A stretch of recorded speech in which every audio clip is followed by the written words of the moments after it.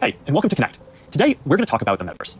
I want to share what we imagine is possible, the experiences you'll have, the creative economy we'll all build, and the technology that needs to be invented, as well as how we're going to all do this together. The basic story of technology in our lifetimes is how it's given us the power to express ourselves and experience the world with ever greater richness. Back when I started Facebook, that mostly meant text that we typed on computers. Then we all got phones with cameras, and the internet became much more visual. And recently, as connections got faster, video has become the main way that we experience content. We've gone from desktop to web to phones, from text to photos to video, but this is the next platform and medium will be even more immersive, an embodied internet where you're in the experience, not just looking at it. And we call this the Metaverse. You're going to be able to do almost anything you can imagine. Get together with friends and family, work, learn, play, shop, create, as well as entirely new categories that don't really fit how we think about computers or phones today. Now, since we're doing this remotely today, I figured let's make this special. So we've put together something that I think is really going to give you a feeling for what this future could be like.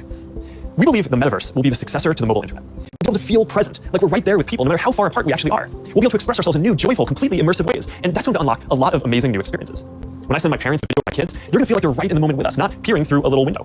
When you play a game with your friends, you'll feel like you're right there together in a different world, not just on your computer by yourself. And when you're in a meeting in the Metaverse, it'll feel like you're right in the room together, making eye contact, having a shared sense of space, and not just looking at a grid of faces on a screen.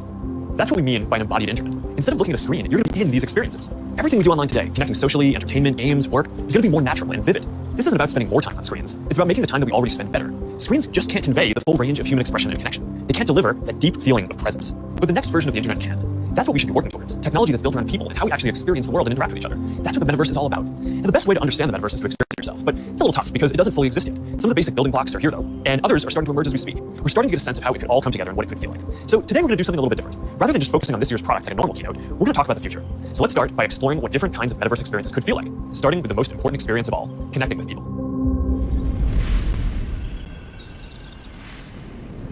Imagine you put on your glasses or headset and you're instantly in your home space. It has parts of your physical home recreated virtually, it has things that are only possible virtually, and it has an incredibly inspiring view of whatever you find most beautiful.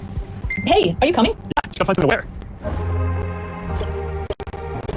All right, perfect. Hey, boy. Oh, hey, Mark. Hey, what's going on? Hi. What's up, Mark? Whoa, we're floating in space? Who made this place? It's awesome. Right? It's from the writer. I met in LA. This place is amazing. Boz, is that you? Of course it's me. You know I had to be the robot, man. I thought I was supposed to be the robot. Whoa. I knew you were bluffing. Hey, wait, where is me? Let's call her. Naomi.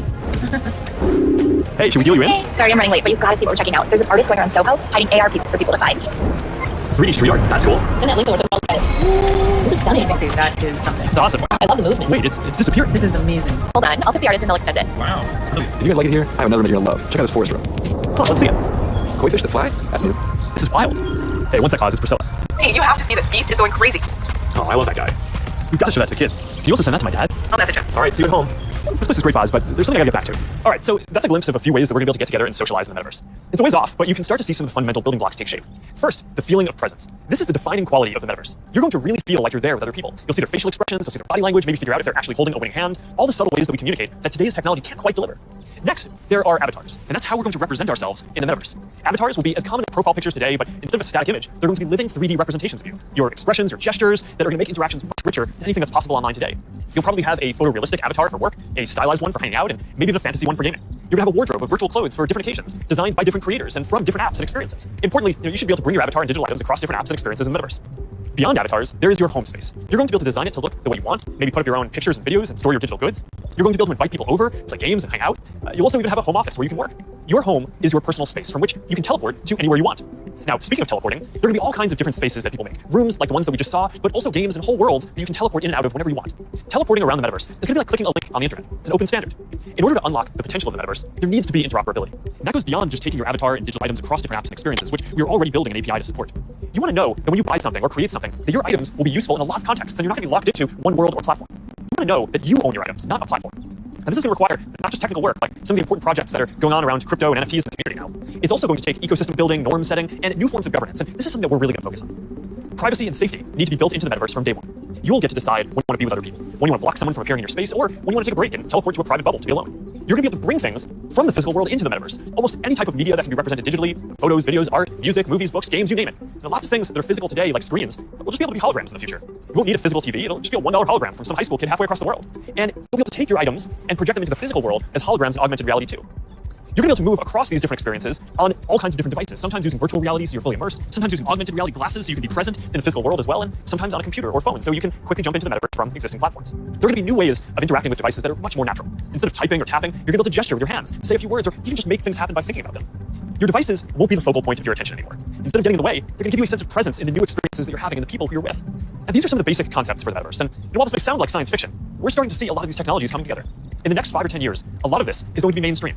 And a lot of us will be creating and inhabiting worlds that are just as detailed and convincing as this one on a daily basis. So even though it's still a long way off, we're starting to work on some of these foundational concepts today. Horizon is the social platform that we're building for people to create and interact in the metaverse. One part of this is Horizon Home, which is our early vision for a home space in the metaverse. Horizon Home is the first thing that you'll see when you put on your Quest headset. Today, there are already a bunch of options to choose from, and in the future, anyone will be able to create one. We've just called it Home until now because it's been missing something very important: people. Soon, we're going to be introducing a social version of Home, where you can invite your friends to join you as avatars. You'll be able to hang out, watch videos together, and jump into apps together. Then, there is Horizon Worlds, which is where you can build worlds and jump into them with people. Horizon is designed to make it possible for everyone to create, and we're already seeing people build some really interesting experiences, from creating new games together to throwing surprise parties in VR that family and friends around the world can join. We started rolling out Horizon Worlds in beta last year, and we're adding more people and more worlds every day. And we also just launched Horizon Workrooms earlier this year for collaboration. Beyond Horizon, we're also making it easier to communicate with your friends across different layers of reality. This year, we're bringing messenger calls to virtual reality. You're going to be able to invite your friends to a messenger call, and soon you'll be able to explore somewhere together or join a game. Now, these are the kinds of tools that need to get built so that you can jump into the metaverse with your friends from anywhere. And they're going to unlock some pretty amazing experiences. Now, let's move on from some of these basic concepts and people just connecting to a completely different set of experiences around entertainment and gaming. Imagine your best friend is at a concert somewhere across the world.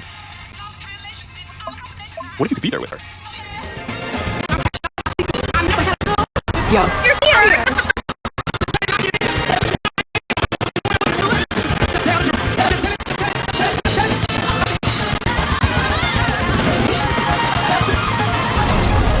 After party passes? Yes! I want you to get it like it is. Love how you live. You're doing what you do. Just tell the truth.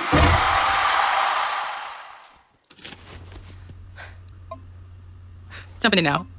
What if there was an after party that anyone could go to, no matter where they were? This is wild. Hey, check this out. Karaoke often happening.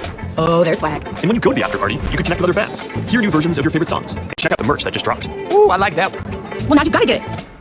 You can start to see how the metaverse is going to enable richer experiences by letting us add new layers to the world that we can interact with. Creators and artists are going to be able to connect with their audiences in new ways and really bring them into these shared experiences. Now, there's a lot that needs to get built to create experiences like this, but we're working on some of these pieces right now with Spark AR. First, we're building tools that creators can use to place digital objects into the physical world and let people interact with them. And rather than just simple visual effects, new creator capabilities will support 3D objects that can respond and react realistically, including a realistic sense of depth and occlusion. In the next year, we're also adding the ability for creators to connect different physical locations into cohesive augmented reality storytelling experiences, like guided tours or scavenger hunts. We're also building a Horizon marketplace, where creators can sell and share 3D digital items. And our hope is that this will enable a lot more commerce and help grow the overall metaverse economy. Because at the end of the day, it is really the creators and developers who are going to build the metaverse and make this real. And to make sure that there's an ecosystem that can sustain hundreds of thousands of people working on this, which is what we're going to need to bring this to life, then it's critical that creators and developers can make a good living doing this work. Now, if you ask people today what they thought the metaverse was, a lot of people would probably say it was a Spider-Man movie. But people who actually follow the space would say it's about gaming. And that's because gaming provides many of the most immersive experiences, and it is the biggest entertainment industry by far. Gaming in the metaverse is going to span from immersive experiences in fantasy worlds to bringing simple games into our everyday lives through holograms. Maybe you'll play old games in new ways. So, Barcelona, huh? Well, it's not New York, but I like it. New York, this is